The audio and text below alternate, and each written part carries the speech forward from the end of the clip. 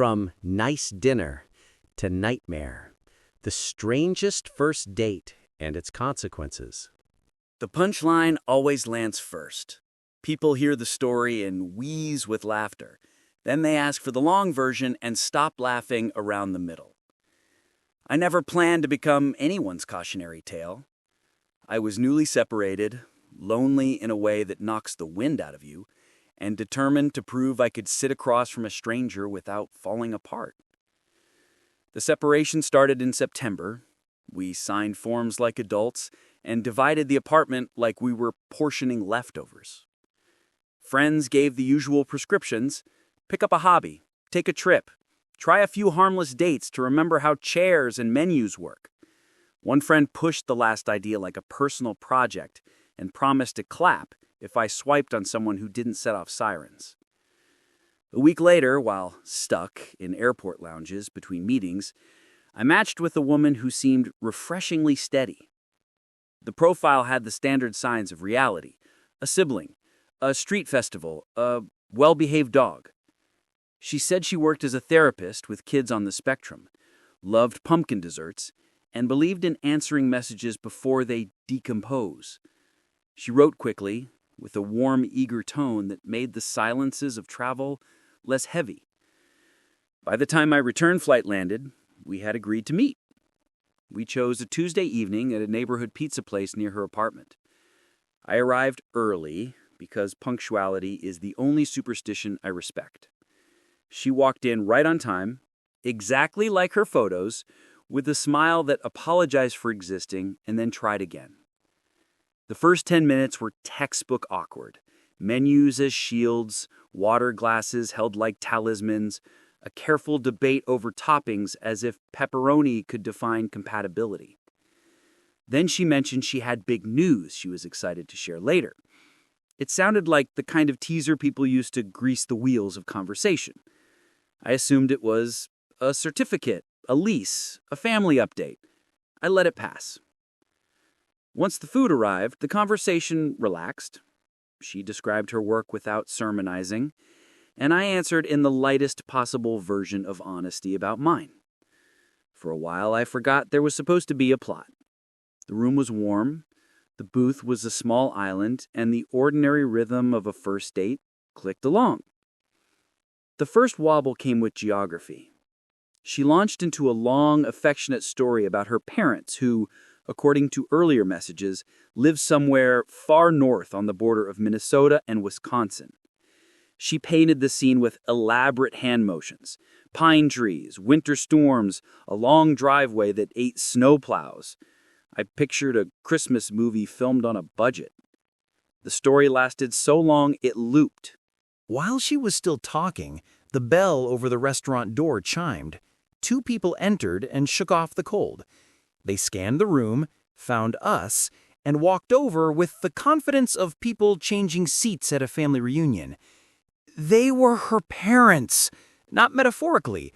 They slid into the booth like the reservation had always included for, and told their daughter they were glad to finally meet me. I felt the evening tilt. There are dozens of ways to sabotage a first date. Inviting your parents unannounced is blunt but effective. They were friendly in that Midwestern holiday card way, all compliments and gentle interrogations. They asked about my job, my plans, my neighborhood, my thoughts on school funding. They complimented my posture, which has never been a topic at dinner before. They also knew things they shouldn't. My friend had apparently bragged about my talent for building IKEA furniture. I tried to steer the conversation toward harmless territory.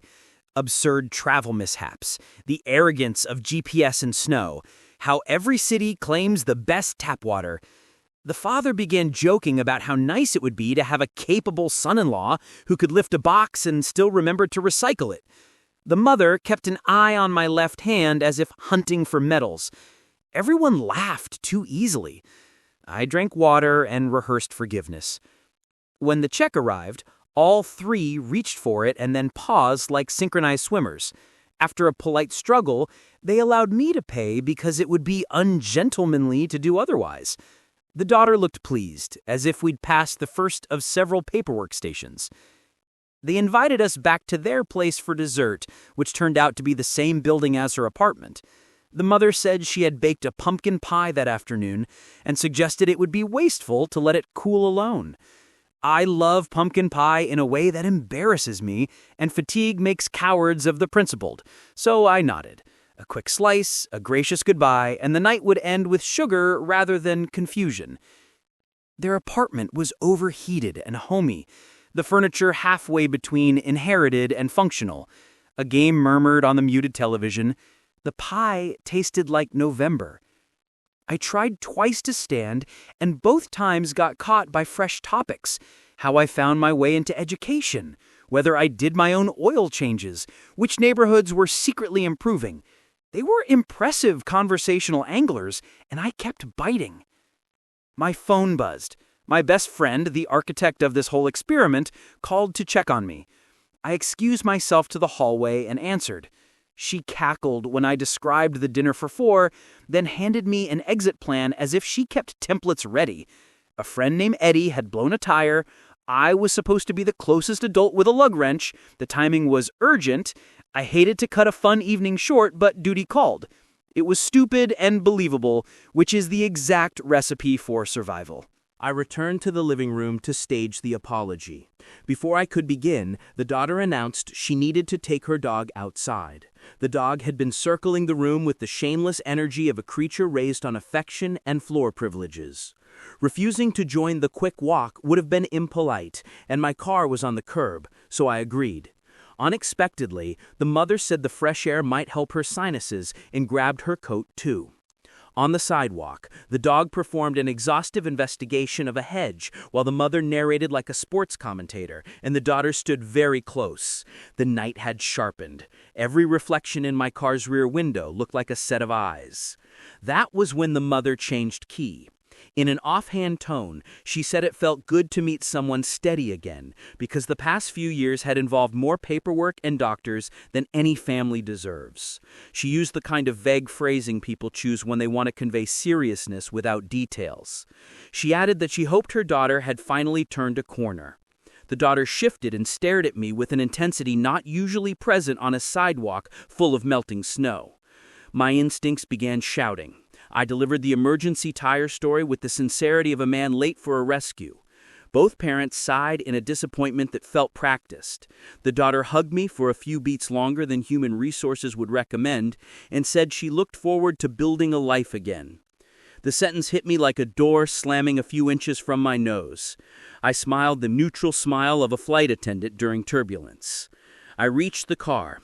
Relief hit in a rush that made my knees weak. As I pulled away, I checked the mirror. The mother waved. The daughter stared as if memorizing license plate numbers for a scrapbook. 2 blocks later, my phone filled with messages. She described the night as perfect and suggested we meet again the next day. A follow-up planned a weekend I hadn't been invited to yet. Another message featured a mirror selfie in the elevator with a caption that assumed familiarity. When I didn't reply immediately, the typing bubble came and went like a Morse code for urgency. I told myself to respond in the morning with something kind and distant.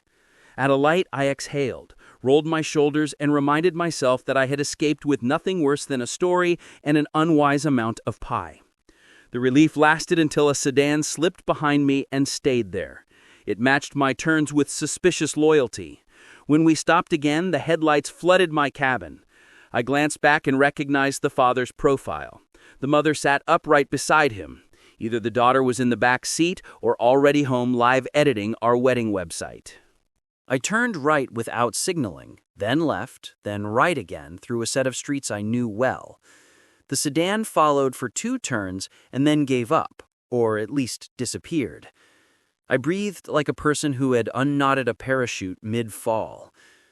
I called my friend and reported that the experiment had exploded at altitude. She laughed so hard she forgot to deliver the pep talk. I didn't need pep. I needed sleep. By the time I reached my apartment, new messages waited. There were photos of the dog, looking holy, a note about how her parents adored me, and a sentence about how she couldn't wait for us to start spending the rest of our lives together.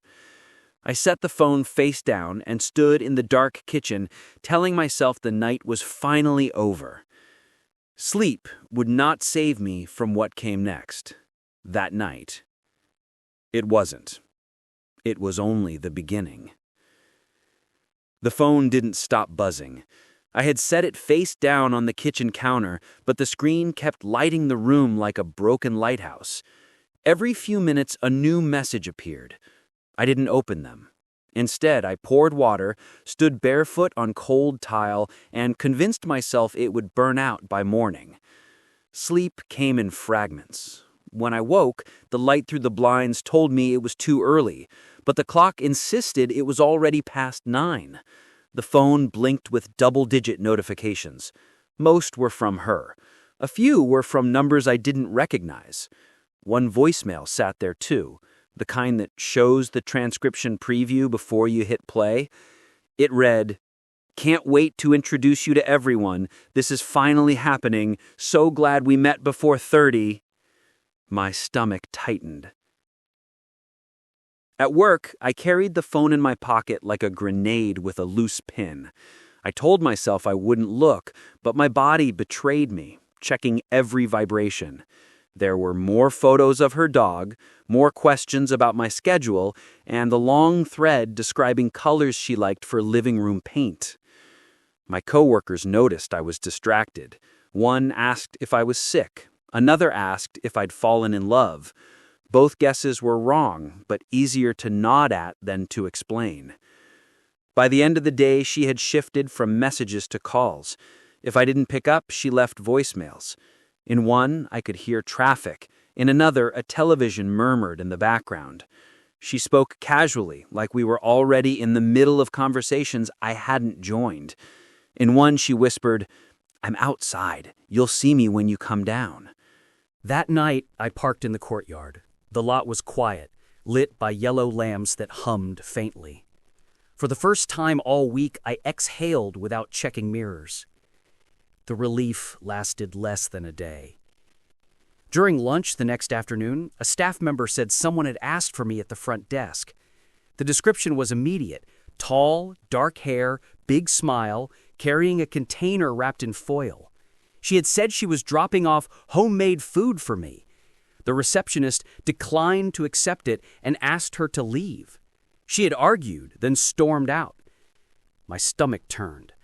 I walked back to my classroom like the halls were underwater. Later that evening, the messages came again, this time from social media accounts that had never existed until now. The photos were the same: her, the dog, the pie on the counter, even a shot of the booth at the pizza place where we'd sat. Each caption was different: thinking of us. Why aren't you answering? I know you feel it too. I blocked each one. They multiplied again. A week after the first date, she appeared outside the school gate. I saw her while pulling into the lot, standing near the entrance like a statue. Her head turned as I passed. She smiled. I parked inside quickly, heart hammering. By the time the officer reached the spot, she was gone. That night, the texts shifted tone. They weren't playful anymore. They accused me of ignoring destiny, of breaking promises. She said she had introduced me to her parents, which meant something irreversible. She wrote that people who ignored fate ended up alone, and she'd never let that happen to me. I sat on the edge of my bed, reading the words until the letters blurred. My phone buzzed again. A photo arrived. Not of her, not of the dog. It was my car, parked in the courtyard behind the school, taken from the outside of the fence. I dropped the phone. That broke something in me. I left the building through the side door and circled the block before heading to my car. Nothing obvious waited there, just parked vehicles, wind shoving old leaves, a sky the color of wet paper. I unlocked the car fast, slid inside, and drove without checking the mirror. That night, she escalated. My phone rang close to midnight. Against judgment, I answered. Her voice was calm, chipper. She asked if I'd eaten dinner. I said I was busy. She asked if my parents wanted to meet. I said they lived far away. She said distance didn't matter when something was meant to be. The sentence was delivered with the flat certainty of a sermon. I ended the call. Seconds later, a text arrived. You didn't say you love me back. I blocked the number. Relief was instant, but short. New numbers appeared the next morning. Same style, same rhythm. The following week, my best friend called, laughing through the retelling of my disaster. She thought it was still a comedy. I let her laugh because correcting her would mean admitting how wrong it had become. After she caught her breath, she asked if I'd blocked the girl yet. I lied and said yes. The reality was uglier. Blocking worked like cutting a single head from a hydra. Each time, a new contact appeared. Some claimed to be her, some claimed to be her relatives. One said it was her dog typing with help. The tone bounced between playful, needy, furious, and apologetic, but the volume never slowed. At work, the calls reached my desk line. Nobody outside the district should know that number. The first time it rang, I answered out of habit, expecting a parent. Her voice greeted me instead. I froze. She asked when we'd meet again. I hung up. A minute later, a voicemail arrived. Long, breathy, promising she'd bake another pie for me when I visited. That was when fear eclipsed embarrassment. I went to the school officer, a retired cop now serving as security. He listened without laughing. He asked her name, nodded like it was familiar, and told me this wasn't the first time someone had crossed the line between awkward and dangerous. He said, in the blunt voice of someone who'd seen worse, "Never underestimate persistence once it tilts into obsession." He told me to park my car behind the building, where the internal courtyard made surveillance harder. He promised if she showed up, he'd handle it. He also repeated the sentence twice, looking me dead in the eye. Don't let your guard down just because she smiles. The photo of my car sat on the screen, proof that she had crossed from imagination into my physical space. A simple object, metal, paint, license plate, suddenly felt violated, like someone had touched my skin without permission. I wanted to believe it was an old picture, or a coincidence, or anything but what it clearly was.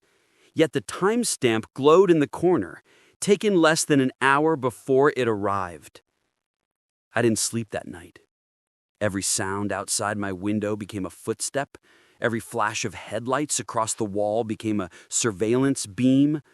I thought about moving, but how do you outrun someone who seems determined to follow you across every street, every platform, every phone number? In the morning, I drove to work early, before the lot filled. The officer was waiting, leaning against the hood of his truck with coffee.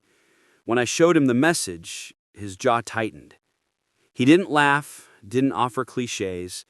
He simply said, "She knows where you park, which means she knows more than that.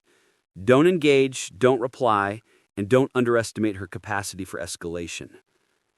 I tried. I really did. But ignoring her became impossible. The next wave came through friends. A buddy from college texted me, "Hey, who's the girl who just DM'd me about you?" Another friend forwarded a screenshot, a long message from a stranger explaining how we were soulmates and asking them to encourage me to stop resisting. She wasn't content to reach me, she had started recruiting an audience. Then came my family. My sister called, confused. She said a woman had messaged her, claiming we were destined, that we were already planning marriage, that my reluctance was just nerves. My sister, sharp and protective, told her to back off. The response she got was a dozen heart emojis followed by, "You'll understand once you see us together." I wanted to crawl out of my skin. Blocking accounts felt like bailing water from a sinking ship. Each block spawned 2 more. She used different names, different avatars, but the tone was unmistakable. Long paragraphs that swung between pleading and threatening, promises that she could wait forever, warnings that ignoring fate had consequences. At school, staff whispered. A few had seen her waiting by the fence. One janitor mentioned she had tried to slip inside by claiming to be a volunteer. She had brought cookies, said she was delivering them to me, smiled like she belonged. Only the officer's suspicion had stopped her. The messages grew darker. One night I received a voice memo. I pressed play and nearly dropped the phone. It was her breathing, heavy and close, with whispered fragments. "You can't hide forever," and "we're already connected." The sound of a lighter clicking punctuated the words. I threw the phone onto the couch like it was burning. For days, I lived in fragments. Sleep came in slivers, food tasted like ash, conversations blurred because my mind was somewhere else. I jumped at small noises. The ordinary world kept moving, students, traffic, grocery lines, but I floated outside of it, tethered only by fear. Then she escalated again. One evening, as I left the building, I noticed a small box on the hood of my car, wrapped in patterned paper, neatly taped with a bow. My chest clenched. I didn't want to touch it, but leaving it there felt worse. I picked it up with trembling fingers and peeled the paper. Inside was a pie. Pumpkin. Again. A note on top read, "For our next dinner, don't keep me waiting." The sweetness of the smell made me nauseous. I threw it away without tasting, then checked over my shoulder the entire drive home. That weekend, I turned off my phone completely. For 48 hours, I pretended the silence was real. I walked, cooked, read half a book. My shoulders lowered an inch. But Monday morning, when I powered the phone back on, the dam burst. Dozens of texts, voicemails, emails. One message stood out. "I saw you walking yesterday. You looked peaceful. Imagine how much more peaceful you'd be if you stopped running from me." My throat closed. I hadn't seen anyone near me, but she had seen me. I returned to the officer again, nearly begging. He listened, serious as always, then told me plainly, "Document everything, because this is the kind of thing that can tip into real danger fast." He even suggested talking to a lawyer, maybe filing something formal. The word restraining order echoed in my head, heavy and foreign. That same day, the school principal pulled me aside. He said there had been complaints, parents asking why a mystery woman kept appearing around the grounds. I explained quickly, embarrassed, hoping he would believe me. To my relief, he did. He shook his head and muttered that obsession often hides behind polite smiles until it doesn't. He urged me to be careful, to stop giving her the benefit of the doubt. But even with their support, I felt cornered. Because she wasn't just contacting me anymore, she had started posting publicly. Photos of me, taken from afar, walking into school, carrying groceries, filling gas. Captions dripping with devotion. "Look at my future husband, so dedicated, so strong." Hundreds of hashtags, each more desperate than the last. Colleagues stumbled across the posts and brought them to me. I wanted to sink through the floor. It was one thing for me to suffer alone. It was another for my professional world to see me framed like a character in someone else's fantasy. By Monday morning, I knew she hadn't gone away. When I unlocked my phone, a flood of messages poured in. Emails, texts from new numbers, even voicemails with nothing but faint music in the background. It wasn't the volume that rattled me most. It was the timing. Every message arrived between midnight and dawn, like she wanted me to wake up already trapped inside her night. At work, I kept my head down. Students filed in and out, lessons blurred together, but my eyes flicked to the windows every few minutes. By noon, one of my colleagues leaned over and whispered that a woman had been spotted across the street, standing in the shade of a tree, staring at the building. My throat closed. When I asked for a description, the colleague shrugged. Dark hair, big smile. That was enough.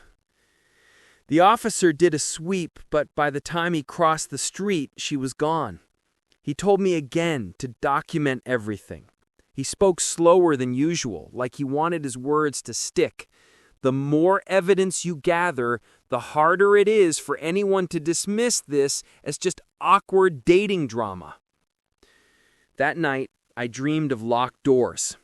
In the dream, every lock clicked open from the wrong side.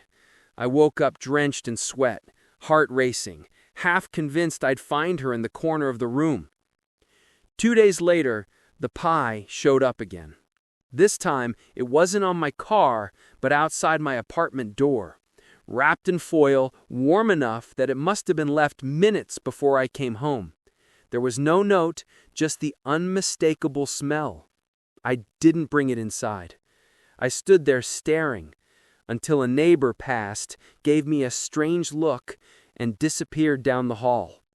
Only then did I scoop it up with both hands and toss it into the trash chute. My hands shook the rest of the evening. I called my friend, the one who'd pushed me into dating in the first place. She went silent as I explained everything, the laughter finally gone. After a long pause, she said, "You need to talk to the police, not just school security." I promised I would, but promises were cheap by then. Fear had made me hesitant, like every step toward action would also escalate her. The following week confirmed that hesitation was useless. She began calling from blocked numbers. When I didn't answer, she left voicemails. One chilled me more than any other.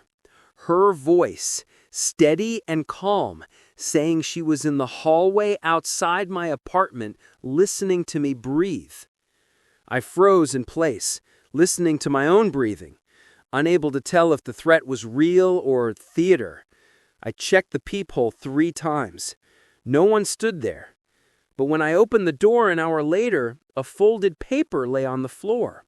One line written in neat cursive, "You missed me." The turning point came late one night. I was grading papers when my phone lit up with a video call request. The name was unfamiliar, but instinct told me who it was. I didn't answer. Another came, then another. Finally, I tapped accept, more from exhaustion than bravery. Her face filled the screen, too close to the camera, lit by a harsh bulb. She was smiling, wide, her eyes glassy. She said my name softly, like a prayer. She told me she was outside. My blood froze. I rushed to the window, yanked the blinds. The street below looked empty. No movement, no car idling. I turned back to the phone. She was laughing now, saying she could wait as long as it took, saying she was patient, but not forever. Then the screen went black. I didn't sleep at all. The next morning, my sister called again. She was angry now, not at me, but at the situation. She said the woman had contacted her directly once more, insisting we were already engaged. Worse, she had messaged my sister's friend group, telling them to start preparing for a wedding. My sister asked, with frustration edging her voice, what exactly I had gotten myself into. I told her the truth, a single date that never ended. By the end of that week, even my mother had received a message. She called me in tears, asking if I was really planning to marry someone I hadn't mentioned. I assured her I wasn't, but explaining the reality only made her worry more. The obsession had spilled across every boundary I had. That Friday, exhausted and desperate, I sat again with the officer. He looked at me for a long time, then said quietly, "You have to accept this won't end politely. You need to draw a hard line." I nodded, but I didn't know what that line looked like yet. That night, as I locked my apartment, my phone buzzed with one final message before I shut it down. It read, "Don't be afraid. Once we're together, the fear will stop." I stared at the words until my vision blurred, then turned the phone off and left it face down on the table. The silence that followed was heavy, like the air before a storm. And deep down, I knew. The storm hadn't even started yet. Sleep abandoned me after that. Days blurred. I carried exhaustion like an extra weight on my back. My colleagues noticed. My family worried. My sister begged me to stay with her, but I didn't want to drag the nightmare into her house. The officer grew sterner with every update, telling me I was running out of safe margins. And then she escalated again. One Friday evening, as I drove home, headlights filled my mirror. The car followed through 3 turns, then 4. I sped up, so did they. When I swerved to go to a gas station, the vehicle passed slowly, and in that flash, I saw her behind the wheel. She smiled, calm, deliberate, before disappearing into traffic. My hands trembled on the wheel. I couldn't even pump gas. I sat there until my pulse slowed, then drove home in spirals, checking every mirror, every shadow.